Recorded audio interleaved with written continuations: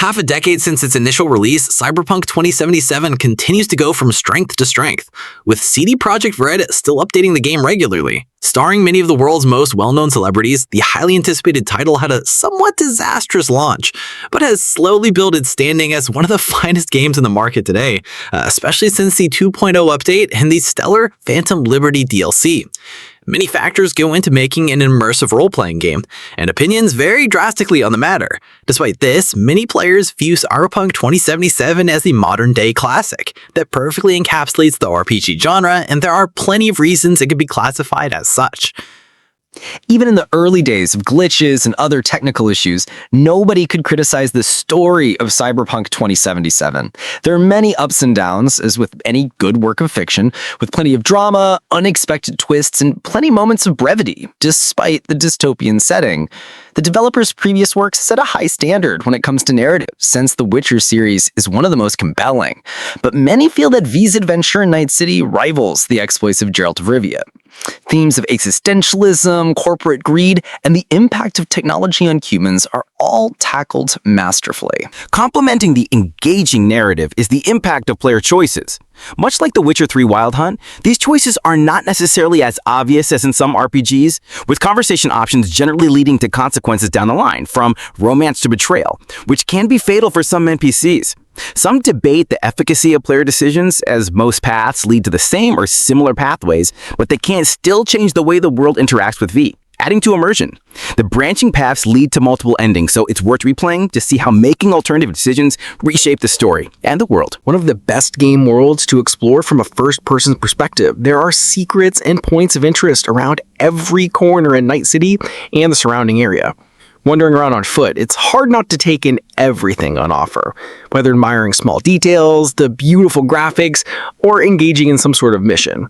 Driving is another satisfying aspect of gameplay, allowing players to traverse the roads of Night City at a blistering pace and engage in thrilling vehicular combat.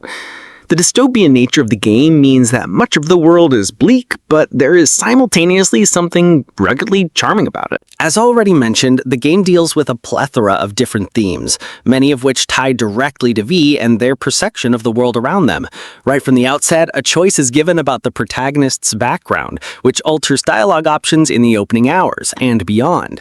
Plus, there are some secret choices made through such decisions that subtly adjust proceedings. As the story progresses and some major events occur, V reacts accordingly, which is especially noticeable after the introduction of Johnny Silverhand.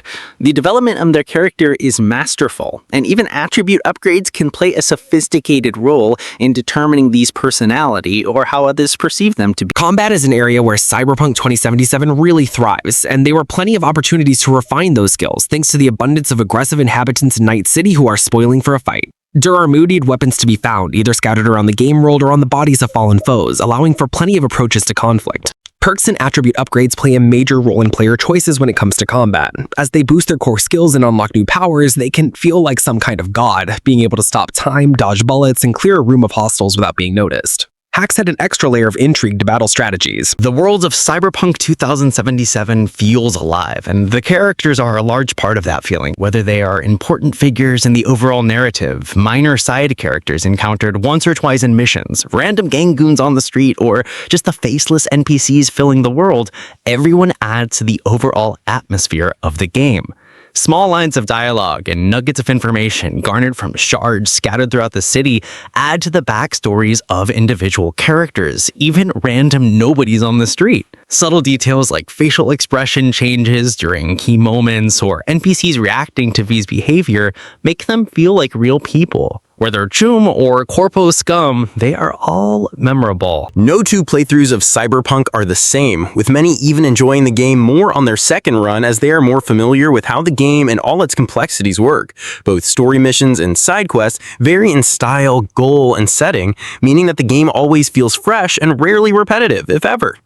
The wide variety of weaponry make for wild differences in playstyles, and interactions with NPCs are some of the most diverse in video games. The addition of cybernetic enhancements, hacking mechanics, and a complex skill tree means that the game can be tackled in myriad of unique ways, depending on player preferences. Something that is often criticized in games in general, never mind just RPGs, is side quests. In many games, they are bland, repetitive, and rage-inducingly irritating, but not in this case. From tracking down rogue AI taxis with their personalities to conversing with monks and assassinating gang leaders, these are some of the most interesting moments in the entire game.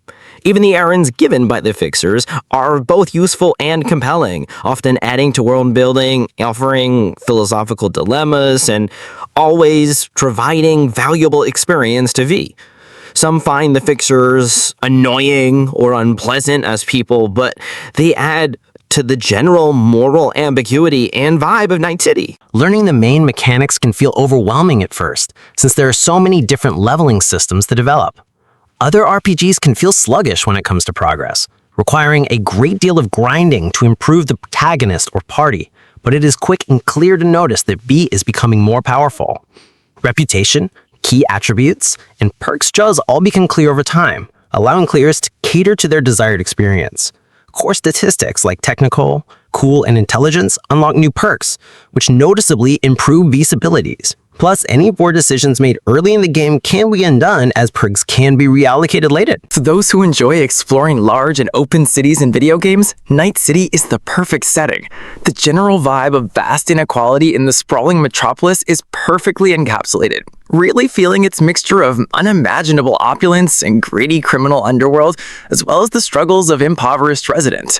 Exploring the city for any length of time will give the impression that it is alive, and small details or occurrences truly draw the player in, making them feel part of this complex and futuristic world.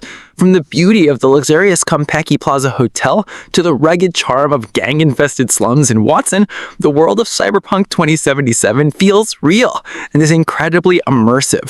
So yeah, that's why I believe Cyberpunk 2077 deserves to be called a perfect RPG, at least in my eyes. The way it blends storytelling, choices, world design, and character depth, it just feels like a complete experience. Of course, no game is truly perfect, but for me, Cyberpunk comes pretty close. But this is just my perspective. I know every gamer has their own favorite RPG that connected with them in a different way. Maybe for you it's Witcher 3, or Skyrim, or something totally underrated that not many people talk about. That's the beauty of RPGs. We all see and feel them differently. So I want to hear from you. What's your idea of a perfect RPG? Which game gave you that unforgettable experience? Let me know in the comments. I'll be reading them and replying too. And hey, if you enjoyed the video or found it interesting, consider giving it a like. If you're into this kind of content, games, deep dives, personal takes, then don't forget to subscribe and hit that bell icon so you won't miss what's coming next. Thanks for watching, and I'll see you in the next one.